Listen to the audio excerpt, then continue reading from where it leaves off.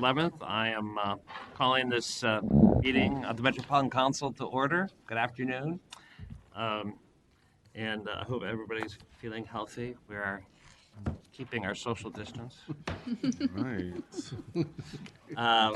Is there, first order of business is the approval of the agenda, and I'm making one slight modification to that agenda. The business item is the Metropolitan Council member committee assignments. There's just one tweaky piece of business we'll do 2 weeks from now. Most of that has been in place. So that's not on the agenda.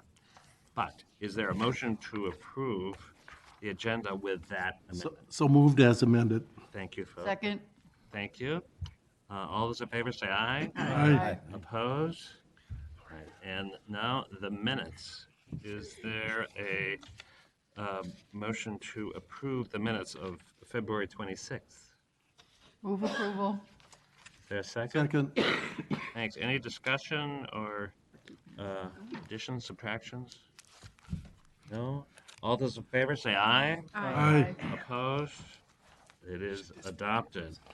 We now have an opportunity for the public to make a 3-minute statement on any item that's not on the agenda. And I have not gotten any notification, so this is the last call. We're kind of boring today. All right, so now go to the business section and start with the consent agenda. Is there a motion to approve the consent agenda? So moved. Thank you. Second. Thank you. I was looking at you. Thank you. Any discussion? Questions? All those in favor say aye. Aye. Opposed? The consent agenda is approved. Now a report to the standing committees. The Community Development Committee is in the consent agenda. No report from the Environment Committee. Oh, there is. I'm sorry. I believe we have one action. That's me. Councilmember Lindstrom. Thank you, Mr. Chair. Business item number 2020-99. Same week requests a joint powers agreement with Minnesota Pollution Control Agency for the Watershed Outlet Monitoring Program. The original JPA, Joint Powers Agreement, in 2018-19 included $300,000 for the council reimbursement on eligible expenses. This amendment will roll over unused monies from that original agreement and add an additional $238,500 for this year and the following year, for a total amount in grant funds of $538,500.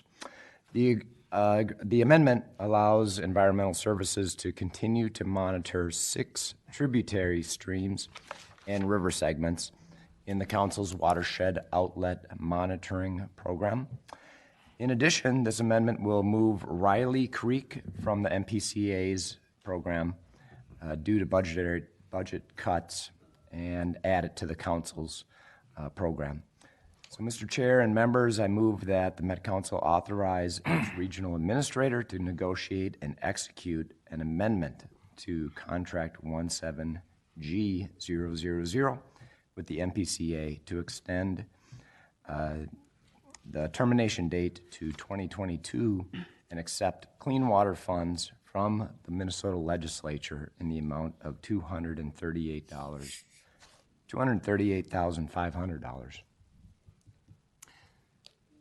Is there a second? Thank you. Any discussion? All right, all those in favor say aye. Aye. Opposed? That is approved. No reports from the Management Committee. There is a action in the Transportation Committee. Councilmember Barber. Thank you, Mr. Chair. Mr. Chair, council members, business item number 2020-56 is for the purchase of plastic passenger seating parts for Metro Transit Light Rail, contract 19P210. This contract is to design and produce seat parts that are less resource intensive to clean, disinfect, and maintain than the cloth-covered seating currently in use. The Office of Equal Opportunity has reviewed this procurement for contracting opportunities for small businesses. There were no DBEs available to manufacture or provide this seating. No DBE goal was applied to this procurement. An invitation for bids was opened on November 22nd, 2019. There were 3 plan holders and 1 bid was received on December 31st, 2019. An adequate competition determination was done per policy, and it was determined that the council's specifications were not restrictive and competition was adequate. New light rail vehicles arriving in 2020 in support of the Green Line Southwest Extension will be outfitted in plastic seating. The timely execution of this contract will ensure a uniform fleet appearance in addition to reduction in resources and labor associated with maintaining the current cloth seating. Therefore, Mr. Chair, I move that the Metropolitan Council authorize the regional administrator to execute contract 19P210 with Visual Productions Group Incorporated to design and produce these parts in an amount of $1,797,436. Thank you. Is there a second? Second. Thank you. Any discussion, questions? Hearing none, all those in favor say aye. Aye. Opposed? So that action is approved. We have a couple of, one a business item and then an informational item on other business. On the, oh, I'm sorry, I have to have my glasses on. We have a joint report of the Management and Transportation Committee. Is that Councilmember Barber? No, Councilmember Ferguson. Thank you. Thank you, Mr. Chair. This is for business item 2020-282, Jtsw, body worn camera policy and public comment report. The summary of the public feedback report. The public was given an opportunity to offer feedback for the body worn cameras proposal between the dates of December 11th, 2019 and January 30th, 2020. Comments were accepted via U.S. mail, email, phone, and as well as in person at our meeting on January 8th, 2020. During this time, the Metropolitan Transit Police Department received only 8 emails, all in support of the body-worn cameras. Summary of the council policy adoption is that the purpose of the policy is for body-worn cameras succinctly summed up in the first line of the policy to provide a framework for the effective implementation and use of body-worn cameras by the Metro Transit Police Department. The policy also outlines the requirements for accountability, including the internal audit that complies with Minnesota State Statute 13-8 or 13.825 subsection 9. This item has been reviewed and approved by both the Management Committee and the Transportation Committee. Mr. Chair, I move that the Metropolitan Council accept the public comment report and approve the proposed council policy on body-worn cameras for the Metropolitan Police Department. Thank you. Is there a second? Second. Thank you. Any discussion? Yes. I just want to say thank you to including the link on the use of force, as that is also goes hand in hand with the reason why we have body cameras, and it increases and enhances police and accountability. So thanks for that reference. Right. Any other comments, questions? No? All right. All those in favor say aye. Aye. Opposed? All right, that's approved. Now, on to other business. We have approval for an appointment to the Equity Advisory Committee. This is actually filling one vacancy, one member shifting, and then another new member is being brought on at large under the business item. If there's no questions or concerns, I'll entertain a motion to approve my appointments. So moved. Thank you. Any second? Thank you. Any discussion? All those in favor say aye. Aye. Opposed? Great, thank you. Now, we're on to our information item. It's the final item today. The 2020 Equity Advisory Committee Work Plan and the 2019 report out. And we're very fortunate to welcome Lima Satati Menani and Leah Goldstein Moses to make a presentation. Nalima Satati Meneni. That's probably not right.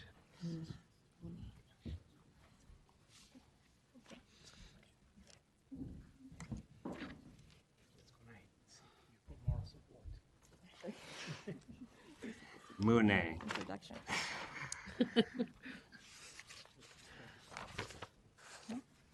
And thank you, Councilmember Gonzalez. Yes, Mr. Chair, I'm just decided to sit here for moral support and also to answer any questions from the members of the committee, of the council.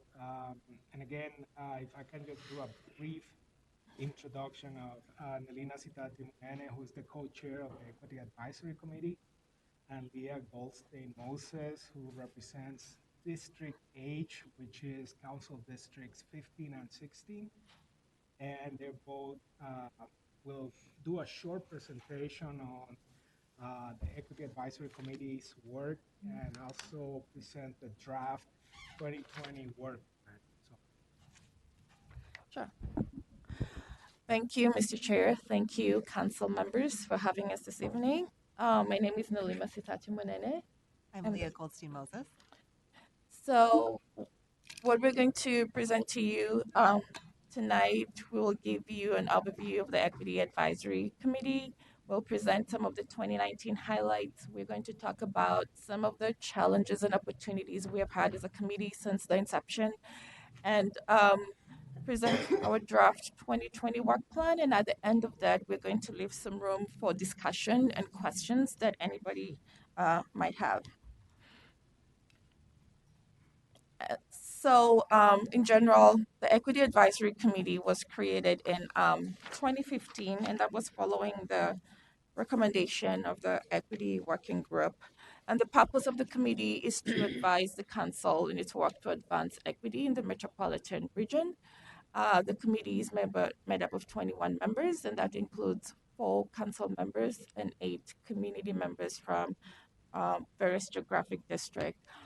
The Equity Advisory Committee is a committee that was formed because the community advocated for it. And this was after a lot of community participation in the creation of Thrive MSP 2040. So there was a great desire by community members to not just have a wonderful document created. The community wanted to make sure that there was going to be an accountability on the part of the Metropolitan Council to deliver on the promises of Thrive MSP 2040. But it was also the community saying that they wanted to partner with the council to address not just the challenges, but also in co-creating the opportunities that exist within our region. And so the Equity Advisory Committee was formed as a bridge, if you may, between community and the Metropolitan Council, so that community voice can be present and at the table when decisions are being made at a council level. Right now, that is the current list, well, at least as of a few minutes ago, it was the current list of the Equity Advisory Committee members, and now we do have District A's. The District A vacancy has been filled. Great. So I'm going to talk a little bit about our values and strategies. As Nalima said, this work really comes out of advocacy from the community, and we see that still carried out in some of the values that we hold today. We really prioritize meaningful dialogue and action. We look at ways of valuing community engagement and finding ways to represent perspectives of community members in the work that we do. We want to really emphasize in our work work that has system-wide effect rather than things that might be a one-off project. And currently, we're looking at aligning an equity framework with that system-wide lens. So we're trying to think about how are we really approaching the whole system from a framework of equity. We have we've been having a lot of dialogue over the last couple months, which I'll highlight in a moment, to help us think about this sort of internal role we play around operations, how the Met Council works, and then external, how the community is impacted. So I think I'll move on to talk about some of our highlights from 2019. In 2019, we had a lot of changes that were very exciting and also is helping to drive our work forward for 2020. We welcomed and onboarded a new co-chair who's sitting with us here, and as well as 4 new council members and 4 new community members. We bid farewell to some of the original committee members, and so we spent a lot of time over the last year transferring the knowledge and the systems that those committee members raised. In fact, unfortunately, one of our committee members passed away last year, so we had a loss last year as well. We received some committee input on the comprehensive planning process. We had a presentation about how the whole process works and gave some feedback about how there could be more community engagement throughout the process. And we submitted some formal recommendations to the council on 2 particular things: the comprehensive local planning process and then the human resources building diversity initiative. So we submitted those as formal recommendations to the council. Several staff initiatives came to us for feedback. There were many, so just as a highlight, I remember a presentation on the Regional Parks Equity Grant Program and us giving some feedback about how to really not just make the funding be focused on advancing equity, but how to really engage the community in setting some of those priorities. And then what's taken up a good deal of time, and I'll explain why in a moment, is creating a strategic plan for our committee and really thinking about how we can be strategic in our recommendations so that we're achieving those values of having system-wide impact from a community perspective. So we identified some challenges and opportunities, and I'm going to start with the challenges and then pass it to Nalima to talk about the opportunities. So we worked with an external facilitator and really articulated some ongoing challenges for our committee. For example, as a relatively new committee that was founded based on this value of advocating for communities and prioritizing community voices, we didn't have a lot of processes for how to do that. How do we gather those community voices, then how do we synthesize them and understand them and then bring them as priorities to the council? So we've been working on that. We also have identified some priority areas, which we'll talk about in a moment, and we are a lot more of our expertise is in that community realm, and so we're thinking about how to work effectively with the council to really understand what the council work is and how to really promote equity in our work. And then we want to make sure that as we're providing recommendations to the council, they're being heard, understood, they're clear enough, and that they can be acted on by the council. And ways to have that loop closed. So when we're making a recommendation, understanding where it's going, what kind of action has been taken, and then what any kind of follow-up is needed. Sure. So, in terms of the some of the opportunities, so a couple of years ago, I think it's about 2 years now, the Equity Advisory Committee, we did a 360 review of the committee where we had been so far, and we got input from both staff, council members, and other community members about the work of the Equity Advisory Committee and what people felt was missing. And one of those things that came out of that is the committee created equity policy, and that was adopted by the council. The policy, part of what the policy calls for is for an equity framework to be developed, and we realized that, and I'll talk about that in a moment. And so, one of the opportunities that the committee is still continuing to talk about is prioritizing the completion and creation of the equity framework so that we can be able, the Met Council as an institution can be able to operationalize equity. The way we think about the council's work as is in 3 ways. One, there is the internal operations of the council itself in terms of, staff and hiring and recruitment and et cetera. The other way we think about the work of the council is in terms of the statutory authority, in which the council was created and the opportunities to exercise the statutory authority. And the third way we think about the council is about the external investments of the council. So even in areas that the council does not necessarily view itself as having statutory authority or may not be very clear or very obvious, the council does make critical investments in what it does. And so these are the three areas that we think about when we think about how the council can advance equity. And these are the areas we would like for the council to think about in terms of, how they can leverage equity in our region in this, in these three areas that they act in.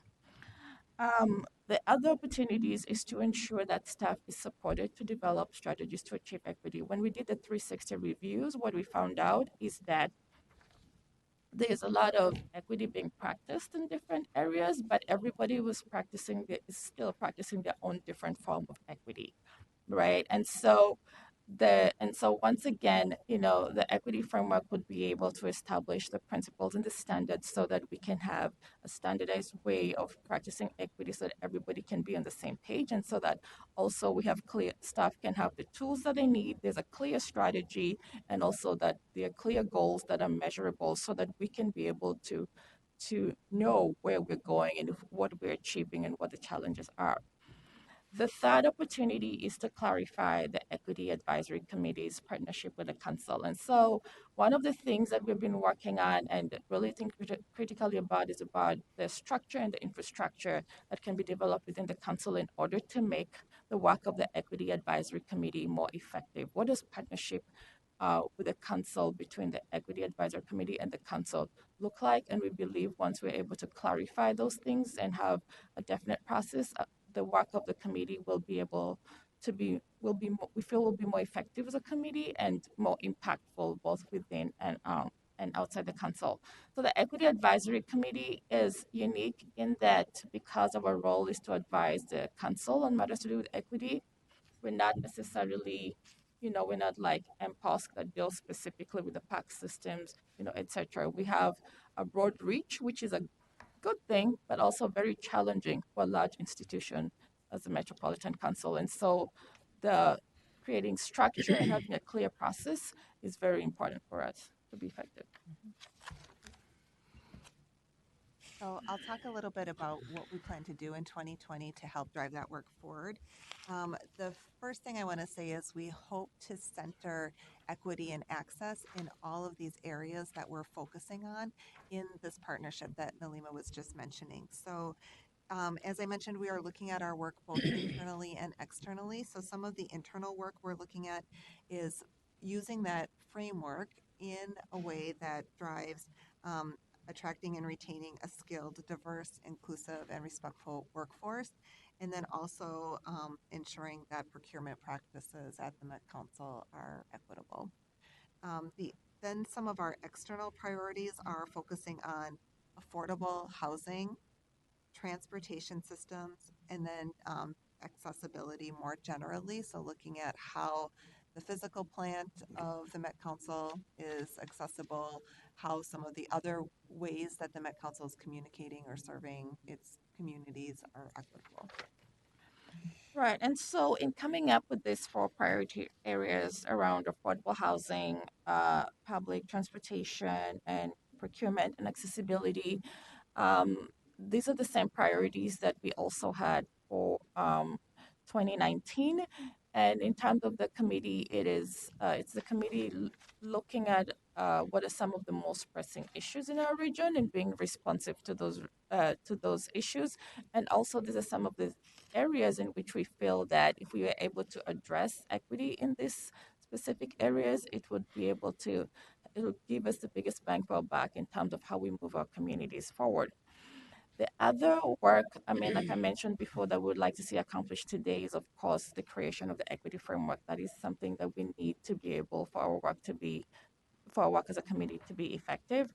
One of the other things we've talked about also within the committee is about working through a definition of equity within the council, a uniform definition within the council that can be used across, the council, so that when we mention the word equity, we're all clear about what we mean and what we are talking about. one of the other things that the advisory committee, equity advisory committee, wanted to present to the council is we know in terms of Thrive MSP 2040, the council has adopted equity as a principle, but one of the things that the committee would like to bring forward is the idea of considering racial equity. We all know that in our region, the biggest disparities, you could pick anything across this region, and the biggest disparities will be along racial lines. And so the committee feels that if we address racial equity, then we are going to be getting to the bottom of everything, and we can really address all the other issues that impact everyone else. And so that is a consideration that the committee is bringing forward to the council also as the idea of adopting racial equity as a principle for the council. And with that, we'll leave it open to any questions. And these are some of the questions that the committee also wanted to have a discussion about. How can the Metropolitan Council tap into the expertise of the Equity Advisory Committee to inform council decisions, and also what does the council need from the Equity Advisory Committee?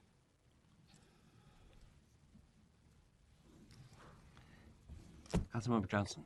Thank you, Mr. Chair. Well, I'll just jump right in here. So thank you very much for being here. Appreciate all your hard work. One of the things I'd like to learn more, maybe it gets back to that relationship with the committee and the council and the systems here, is when we have items that are working their way through our committees and then all the way up to the council, how is the Equity Advisory Committee being looped into those items? I could back it up. How do we determine which items should be sent? You can certainly, it's public, you can see everything we're doing, but we've talked a lot about equity. We've had certain items, even on management committee, you name it.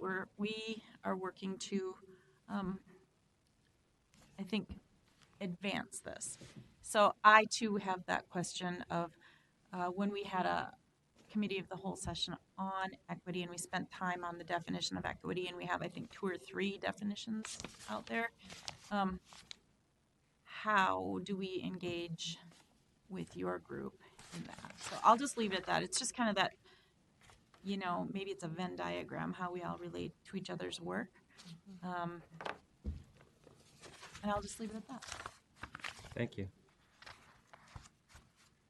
I'm sorry. Councilmember Atlas Ingebrigtsen. Thank you, Chair.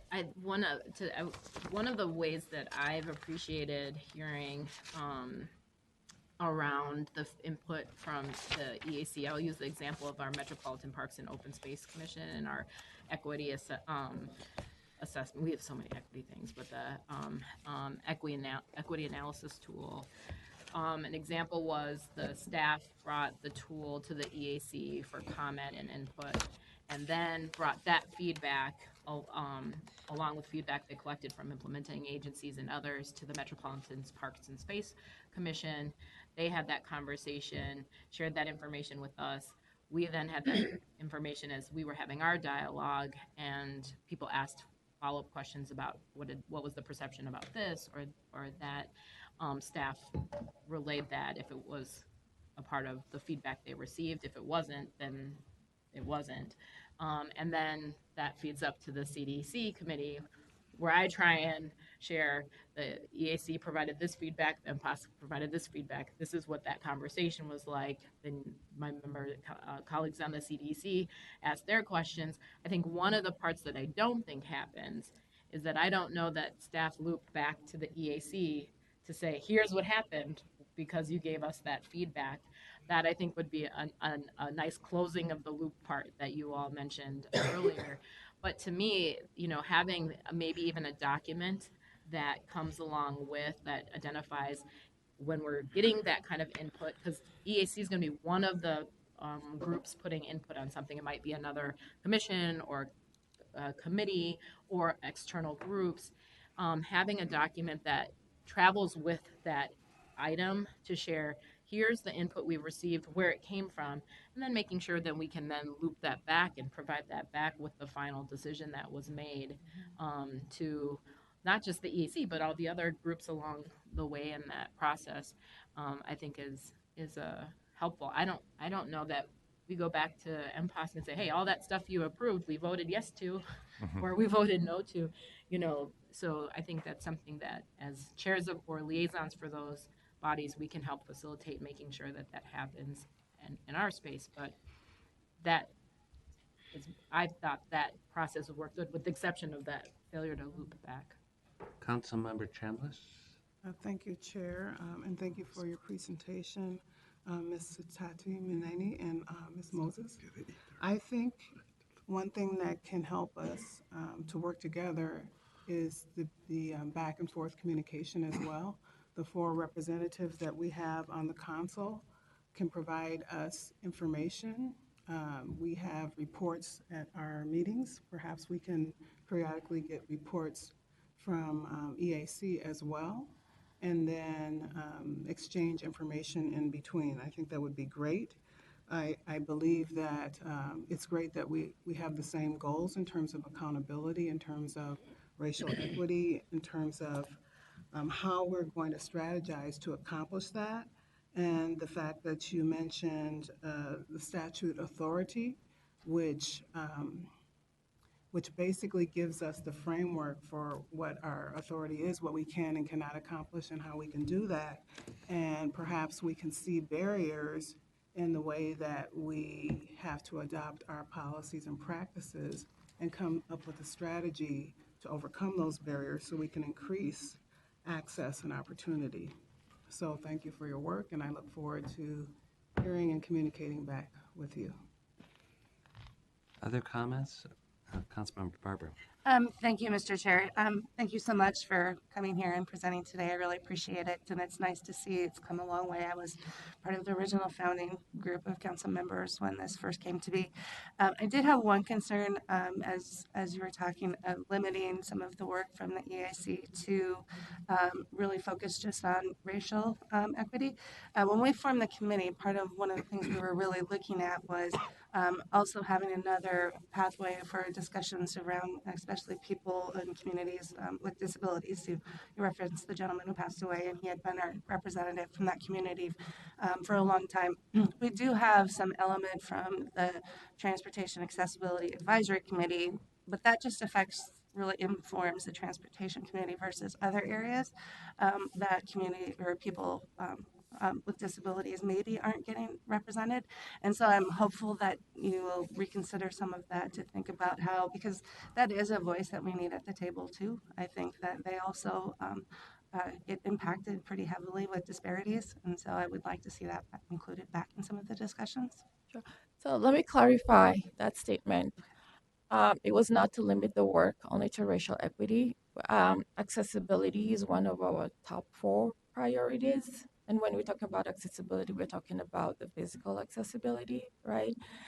What we're asking the council is to be intentional also about being cognizant of racial equity, because if we just promote equity in general and we're not intentional about considering racial equity, then we're still leaving a big part of our community behind, because the greatest disparities. So it is very easy to be equitable but not be intentional about racial equity. So it's the intentionality of of considering racial equity and recognizing that the biggest disparities are along racial lines. It doesn't matter even when you talk about accessibility. There are also bigger disparities within communities of color, even in terms of accessibility. So it's the intentionality that we are raising for people to be intentional, the council to be intentional about racial equity and not just equity in general. Okay, thanks for the clarification. Other thoughts, questions? Well, I don't want to Councilmember jump in Johnson. front of somebody who hasn't had a chance yet. Anybody who hasn't had a chance yet? Councilmember Wolf. Thank you, Mr. Chair. I wanted to echo Councilmember Barber's comments about disability. Disability goes beyond just physical access. There are some people who are in a wheelchair or some other mobility device and need a ramp, but there are other sorts of access for people with disabilities in terms of cognitive things, visual, hearing, sensory issues. There are lots of different kinds of disabilities, and I think it's important that the group have representation from people who have disabilities and live with it every day. Do you have, Tommy, somebody I think is disabled, but do you, besides him, do you have anybody else who has disabilities that are on the equity committee now? So, Tommy has physical disabilities. We had this discussion when we were going through the interviews this year. There may be people with disabilities, but they have not self-identified. And so I know that is one of the discussions we had when we were going through the interviews about how do we get, I mean, like, as you said, and when I was talking about accessibility, I know I gave the example of physical, but we're not just limiting it to that. But so how do we get to this? I think we have to find a way how we get to this question where we can be, where folks can be able to self-identify if they have a disability, for folks where it's not physical and where it's not obvious. And so that is something we can include or be intentional about when we're recruiting. And I'll just add that one of the ways that we want to be really intentional about our priorities is through the equity framework, which we are in the midst of developing. And one of the underlying kind of concepts we're using in that equity framework is working towards designing systems and approaches and responses that positively affect those that are most affected by the system currently. As our chair mentioned, we see across our region that the largest disparities are along racial lines. And so that framework of really prioritizing where the greatest disparities lie also will have a result of benefiting those who are maybe not having those greatest disparities. It's a concept called targeted universalism, where you design for those who are most impacted and then also look to benefits that will accrue to others as well. Thank you. There are other comments? Councilmember Atlas Ingabitzer? Thanks. I want to just thank you for coming today. Two, I want to say thank you for doing self-evaluation on the work of your committee. I've just been here a year. I think many of us have been. We haven't done that in other committees, and I think it's really valuable to do that, and that I'm a part of. So I hope we can also do that evaluation. How's our work going? Incorporate that, but it's really important to do that, and you've shared valuable information as a result of that. I also want to just affirm the need to clarify equity and how do we, across an organization that has such a diversity of activities that it's doing and work that it's engaged in, create a shared understanding that people can operationalize and that unifies a clarity about what does that mean. I often experience people think and really still confuse significantly here equity and equality, an equal part versus the equity as those in the field really understand it, and that there's challenges and barriers to people kind of jumping to that next step of evolution and understanding further. Frameworks bring that to life. And so I want to just affirm that I agree that in all large institutions, this is what they're doing. And we're kind of behind the curve on that part. So I don't think it's radical or anything like that. We'd be joining many of our great state departments in developing equity frameworks for an institution like this. So I just want to do that. And I also want to just encourage us to really think in a growth mindset way, that when we say we're intentional about racial equity, it doesn't mean that we close the door on all other things that we have to make sure that we're doing and protecting. It's acknowledging that we have not been doing what we've needed to do as institutions, as communities, and it has left people behind that is predictable simply based on their race. That is not something you can do for other protected class groups. And so that is an understanding and a body of work that we really need to really sit with that by saying that, by acknowledging we have this gorilla that's sitting on our chest, not allowing our elephant, not allowing us to move in the way we need to as a society in our state due to these crippling disparities that are based on race. And the last thing I want to say is that I think it's just really important to use best practices too, and not talk about individuals' characteristics that they're protected class, um, private information about their disability status or other things, and to acknowledge there absolutely is other people, because I was a part of the nominating committee for the EAC, who do have and disclose other types of non-physical disabilities. But it's just want to make sure that that's not, we're not out sharing their private information in a public way that's identifiable for them. And thank you. Councilmember Johnson? Thank you, Mr. Chair. And I, again, appreciate all of this. And again, finishing up year one here, I reflect back on my own experience with having committees in the city that I formerly led as mayor and council members that were appointed and then advisory to our work. And some had a very formal role in our work and were very tied to what came to the council as part of that public process. And there were others that were very advisory in nature, very important, but making sure that that connection to council was extremely important and that we were on the same page to the greatest extent possible and interwoven so that it wasn't a committee working in isolation to whatever degree that might represent, because I've found over time, and I'm not saying that that's the case here because there's variations, but it's having that pathway into the work that's very stated, agreed upon, has structure and process into it as well.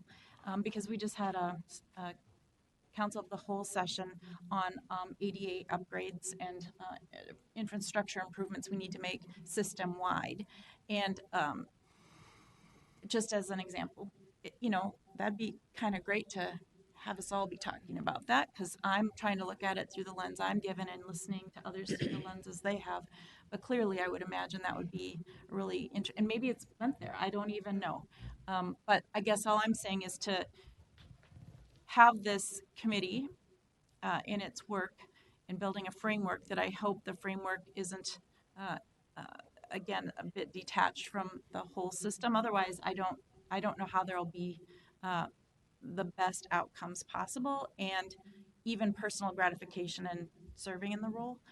So I'm just mindful of burning out committee members who over time don't feel like that connection was there. Again, not implying anything here, but I think I'm sensing there's so much more to do, and how do we make that more impactful by formalizing or, again, mapping out. And maybe it's done and I just am unaware of it, but that's important so that everybody can be aligned in the work. Might still agree on things, disagree on things, but it's not relying on a report out at a last minute when things are really moving along without fully maybe having some of those learnings that would apply and transfer over to other things throughout the council.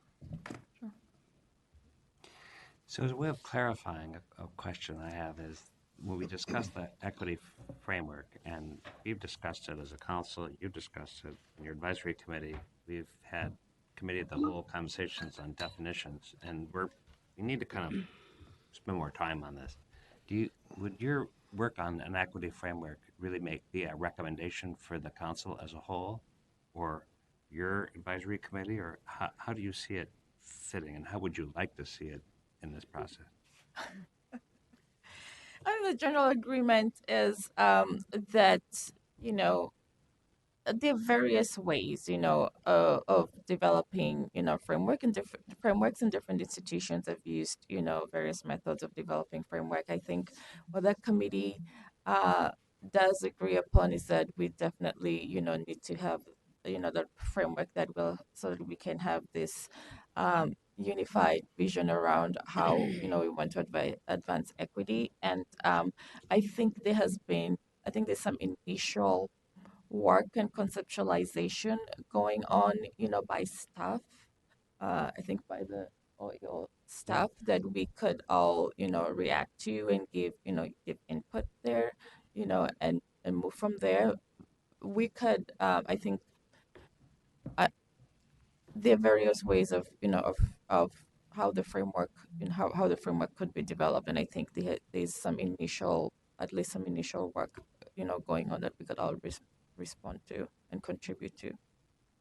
Great, thank you. I think with your point, and as I understand it, that we've all acknowledged that we need a framework for ourselves, how the work is informed in all the different activity, and and specifically this communication gap of how the council relates to the EAC and that it cycles back. And I really appreciate that we have three council members, your co-chair, Councilmember Gonzalez. I know Councilmember Spearner is just joining, and one other who couldn't be here, Chai Lee.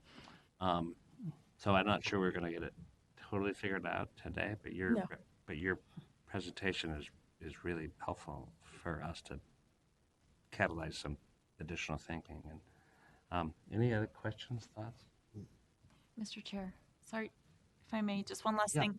And, having, been here a year, like most of you, except two of you who are senior Our anchors. senior members. Yes, hanging on to the historical perspective and insights.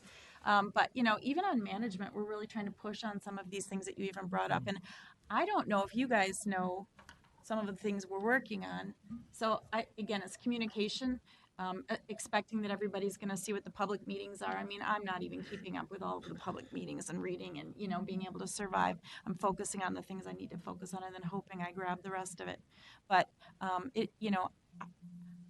think we're doing some great things, but I don't know if it's enough and if we're doing it the right way. And certainly we have an exceptional staff that's working and leaning into this and leading. But it'd be nice to just ensure that some of the things we are working on, especially around, that affordable and accessible housing. We're putting some new money into that this year, a record amount. So anyway, just some things like that to make sure that, the work we're doing too is surfaced so that you guys can go, yeah, or oh my gosh, whatever need be. Mr. Chair, I'm excited, well, first of all, just to build on what everyone else says, thanks for coming today, and thanks for the ongoing work that the two of you do and the entire committee. I'm excited for the framework. It's nebulous to me, the interaction. I chair the Environment Committee, and it's been a little unclear at times if I should be referring things to the committee, or if there are things that the committee could be looking at, the EAC, that could come back before the Environment Committee. You've got your work cut out for you for the year ahead around affordable housing and transit and council operations, but don't forget about the environment and the good work that we do. As you are likely aware, we have 9 wastewater treatment plants. As you saw earlier in the agenda today, we are involved in clean water, which has an equity component to it, certainly. And potable water, we do a lot of planning around drinking water, which has a huge equity component to it. So think about environmental justice and a role for the Environment Committee to play in your work plan as well. Sure. If not for this year, certainly for the months and years ahead. Sure. Thank you. Councilmember Lindgren. Thank you, Mr. Chair, and I just want to thank both of you and your colleagues on the EAC for the work that you do. As you pointed out, there's a fairly new body. We're still trying to figure out how this relationship works between Met Council and the EAC. Also, just to remind us that when we applied for these positions, we were requested by the governor to address equity, regional equity, within our application materials. So clearly, it's a priority of that administration. So the work that you're doing, the work that we're doing here, I think is trying to meet that expectation and that interest in equity. And if I may, I have just a couple questions around the 2020 priority areas document that you shared with us, and specifically around the affordable housing. And the first priority about this convening, this regional convening. We're a big convening body. It's a big part of what we do within the region. And this might not even be a question for you from the EAC. It might be a question for our staff or others. But I'm just wondering, logistically, does the EAC have the support, the resources, the cooperation from Met Council internally to realize that goal of the regional convenings?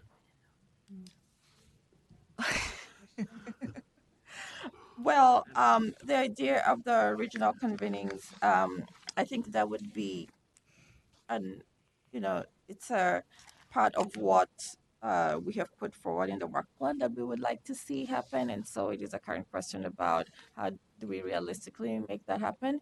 And that actually comes from, sits within the current housing policy plan. That is one of the strategies of the housing policy plan, calls for. I mean, we understand that, whereas housing is not an official system of the Metropolitan Council, but it is one of the areas that the housing policy plan identified that the council could, in its role as a regional planner, could play the role of, hosting regional convenings to amplify. This conversation, around affordable housing, and also the council itself does make investments that impact housing, and also is is an HRA in itself, and so it does impact housing in that way, and the importance of bringing in the voices of the folks who are most impacted by the issue.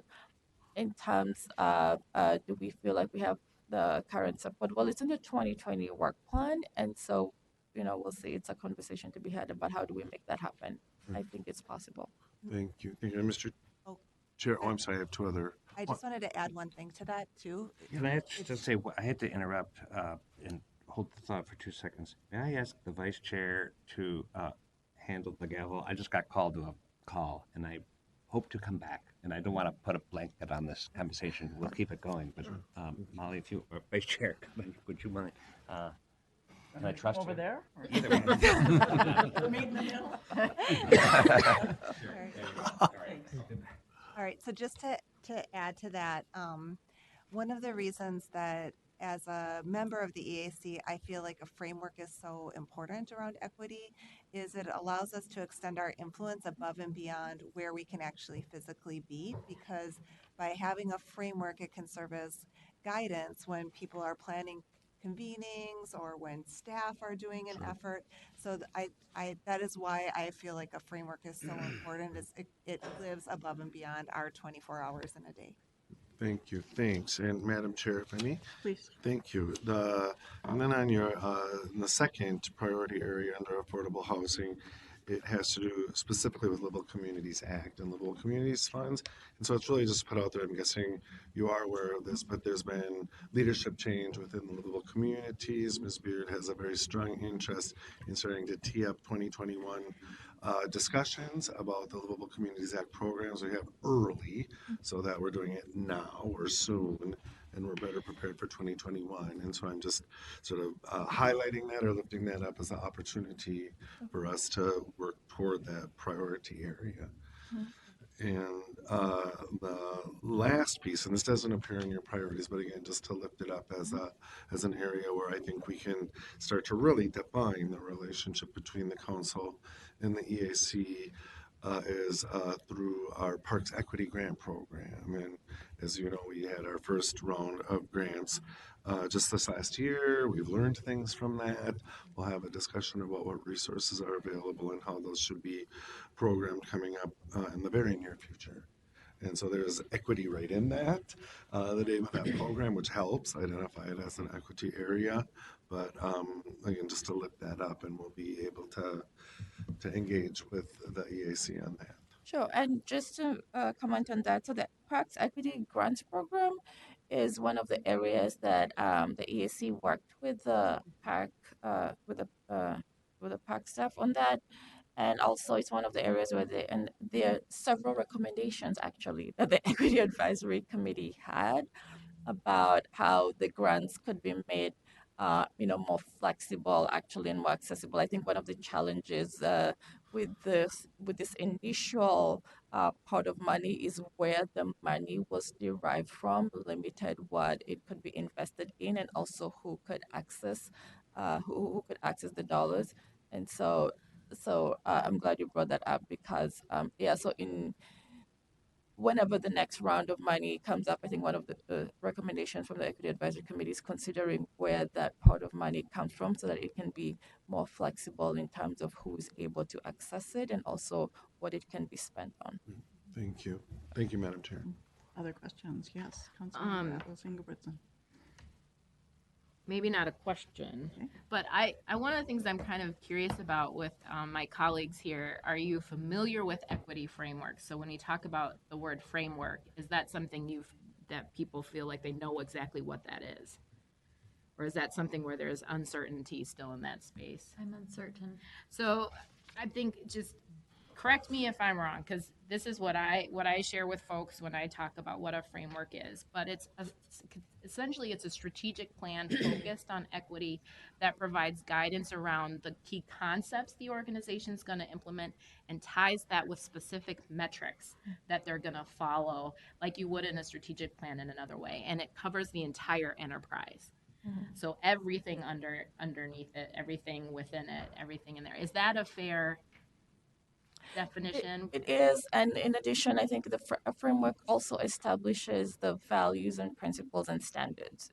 Right? So that is very. So, for example, if we talk about, let me.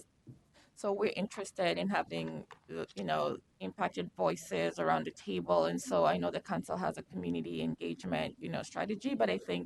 But what does that mean? I mean, it's going to set very clear standards about what is an equitable community engagement strategy and what would that standard be? What would an admissible community engagement strategy be so that we can say, yes, this is the kind of community engagement that would result in equitable outcomes for the work that we're doing.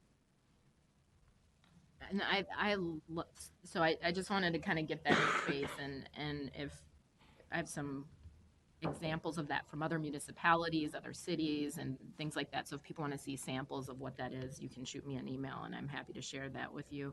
I also just love this idea of how do we really use the AC, its members, as thought partners, acknowledge, and I want to also be thoughtful, they can't do everything, they don't work full-time in these jobs. And so how do we build our capacity too and make sure that's a reciprocal relationship and just to honor that? But I also want to say that I love, Councilmember Johnson, what you were saying around we're doing important work. The members of the EC are out in the community.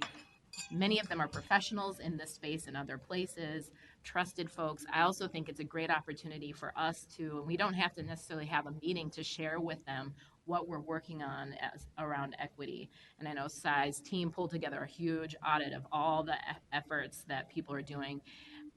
I think something we can maybe think creatively about how do we share and promote what we're doing in our different, if it's in the park space or on management or in environment, push the information their way so they know here's what we're doing around this. And if they have questions or see opportunities and can amplify and promote this in our communities, that's a great opportunity for us to kind of think about as well from a communications point of view.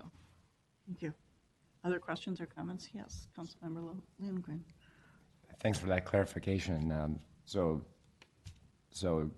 Environment Committee Chair, if I have an item that comes before the committee and I think, this might be something that the EAC may be interested in, is the right channel just to shoot you an email and say, hey, you know what, this particular large interceptor project is going through a low-income neighborhood. It's going to disrupt a lot of people's lives for a long time. Is this something you're interested in? Sure. Is that the right way to handle things? I'm not quite positive. Sure. So, in trying to establish like a standard practice, I think so the OEO staff usually provide us with support. So a lot of times, whether it's staff or other folks, they will contact the OEO staff and they will say, and the OEO staff will always bring it to our attention and say, this, because we do set our own agendas and say, this is coming up, and would would the ESC be willing to have this conversation? And would you be able to put in the agenda? Do you think it's something important that the ESC should discuss? Yeah. So I think that would be the surest way that we would be able to get it. Um, right, because I'm one of the co-chairs, but when I leave the ESC meeting, the rest of my life happens. So, Same with all of us. Yep. Thank you. Yes, Councilmember Singleton. I think on that as well, to acknowledge we have fantastic staff here too to leverage too. So some things, some things I might have a wonder about, and I don't go to the AC, but I might email Cy or even catch Lisa in the hallway, and we had a great conversation about equity, engagement, and development in governmental organizations with some of her staff. So I think that's also that it's not all on the EAC. We should just I just want to echo that, and to acknowledge that I found our staff to be really we have a lot of great staff who are well voiced in this too, and I found and I've gotten lots of nice little secret notes and things from people saying thank you. Those conversations are valuable when we have them from staff too. That I think that that's something that we need to spread across and build the capacity across all of our different spaces, and to have these conversations and to feel really resourced well within each department. And I know there's a lot of staff who want to build this capacity too, and that makes them better at their work. It makes us more effective in the long run, and really it helps them advance their careers too, because these are the kinds of skill sets and knowledge bases that are required for the future. For now, they're required now, but we really aren't going to go anywhere if people aren't gaining them going forward. Other questions or comments? Madam Chair, if I may. Yes, please. I just want to add a couple of comments and clarifications, and just starting with, just want to share with the rest of the council that I have been fortunate to work with the folks from the EAC, and I've been amazed at the level of drive, knowledge, enthusiasm, and commitment by all those volunteers who work many, many hours beyond the couple of hours that we have every so often, especially the chair. I just want to recognize Nalina because she works tremendous hours between meetings at 6 in the morning, at 12 at night. It's just amazing the type of work and the commitment. And Leah, of course, I think we have a bounty of talent that it's underutilized in the EAC, and I will definitely encourage our fellow council members to think creatively on ways in which we can tap into this expertise and enthusiasm. And also, you're more than welcome to attend our meetings so you can see firsthand our discussions. And a couple of other comments is that because of that wealth of knowledge and experience, there's a lot of intersectionality happening in our regular discussions. And to Councilmember Lindstrom's comment about environmental issues, we have folks that have decades of experience working on environmental justice that are part of the EAC, and we do discuss those issues as well as other things that might not be part of our priorities, such as workforce training, labor organizing, criminal justice, you name it. I think we touch on every single issue way and beyond the core areas that we have identified. So when the EAC indicates that we are choosing some priorities, it's because we have so much that we have been discussing that we definitely cannot address every single point. But just keep in mind that if you have an issue or an idea, most likely we have already talked about it at some point. And the last thing that I want to make sure that we get is that regarding on the equity framework, there's a lot of work that has been done already, and there's currently ongoing under the Office of Equal Opportunity, directed by Cy Jordan. And the equity framework is under Mitzi Kennedy's purview at this point, and I think that process it's ongoing, it's getting finalized, and that framework touches on all the things that we have been mentioning today. It's comprehensive, it's based on best practices, models from other jurisdictions and agencies. So there's a lot of work that is happening already on most of the issues that we touched. So we just want to continue that work, but doing it in a way that really and fully utilizes the potential of the EAC. So thank you. Thank you. I too would like to add my thanks for all of the work that you do. I think it's amazing. I think the timing that you're here tonight is perfect because we're just almost all except for the two seniors, are just finishing our first year. And this has been, I think we're all getting our own bearings on how we work and the work that we want to do. And I think this is clearly a priority. It's come up many, many times. Are we using the EAC effectively? Are we communicating effectively both directions? So I think this is really helpful, and it seems from so many of the comments and the questions in the conversation that much of this is based in communication. And then one of the things that I'm wondering is if we could get a copy of the agenda for your meetings and ahead of time, so that if we are able to attend, that would be helpful, or if there is especially something environmentally that is a draw that perhaps Councilmember Lindstrom can make an extra effort, whatever. But again, just communication, seeing what you're doing and how, and vice versa, that we can be much more communicative about what we are doing. And I think that was really an important thing to close that loop, come back and tell you, here's what we did with what we gained from your expertise, because I think it's just really, really valuable. So, Councilmember Chambliss? This is just a really great conversation, but just wanted to reiterate that we spent many hours and we're not done talking about equity, and we're in order to get to the goals that we want and to close the gap, it's going to take a lot of time, a lot of work, and a lot of discussion. We also, as the Metropolitan Council, have the Thrive 2040 plan, which talks a lot about equity and our framework. And so I probably need to review that again and encourage other people to review that, because it really does get at our outcomes and our principles and why we're doing what we're doing, and why we have in most of our documents that we approve the equity framework. But we got to remember why we have it there and what it means and what we should do with it and how we can improve it, because it's going to be a continual improvement process. Mm-hmm. Thank you. Any other questions or comments?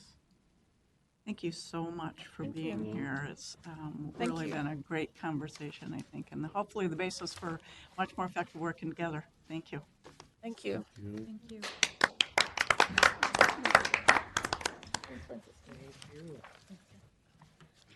Okay, now we can move on to our council member reports. Are there any reports that our council members would care to share?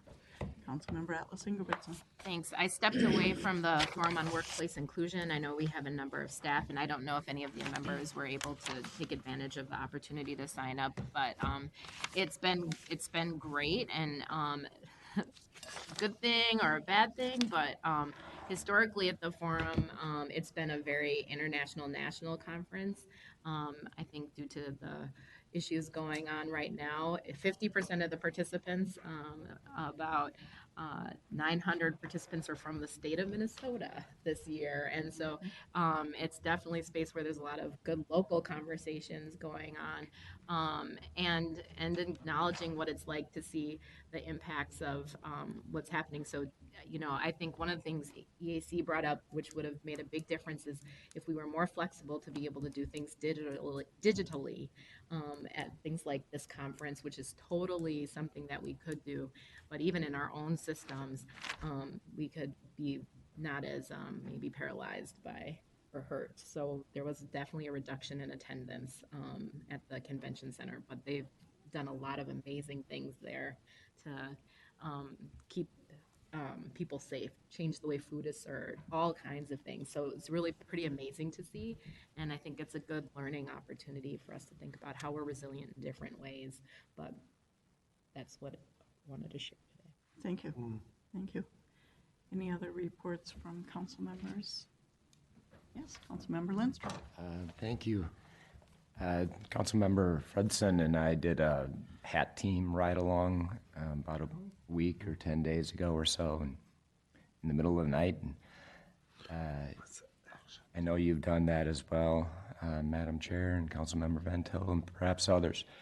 And I definitely encourage all of you to think about doing that if you haven't. It is an unbelievable experience, a life-altering experience, really. I mean, because we hear from these from the podium here, at least I do, about the challenges that we're having in this region, and then it's another thing to see it firsthand at 2 in the morning or 3 in the morning when you see a kid riding one of our bridge buses at 3 in the morning,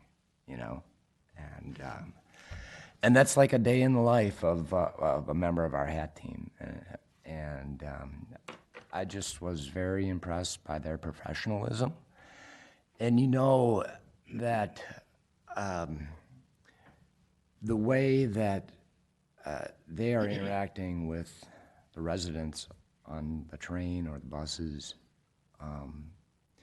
that they're not just acting that way because I'm there or Councilmember Fredson is there, because because of the reaction from the residents on the train. They're greeted by name often, and I just can't say enough good things about what I saw that night, even though the things I did see were just so immensely troubling in a lot of different ways. Mm-hmm. Thank you. Thank you for doing that. To expand on that a little bit, I think one of the things when I did it that I experienced is, and I've mentioned this, I know, is that every one of your senses gets involved. I mean, the sense of touch, the sense of smell, the hearing, the see, everything.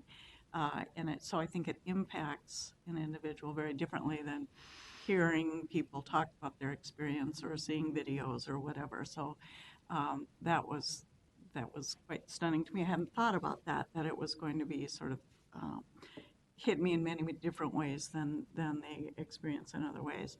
And then I thought it was interesting too. I know that the officer that I rode along with said that, he was so proud of the work that he was doing. And so I asked him how he came to be on the hat team, and he said he was invited to be, and he could hardly believe what an honor it was for him, with just several years on the force, to be able to be invited to be a member of the hat team. That was just like really, really monumental in his career development. He felt it was such an honor and was so respectful of that honor, both in having been selected and then again with the individuals that he interacted with. So to echo what Councilmember Lindstrom said, if you haven't done it and you have a chance, it will change you for sure. So thank you for doing that. Anyone else like to report in? We have so much time. Okay. No? Okay. Regional Administrator. Report. Nothing. Okay. Ms. Bloodhart. No report. Okay. Thank you. Anything else? If not, I'd entertain a motion to adjourn. So moved. Is there a second? Second. All in favor? Aye. The meeting's adjourned.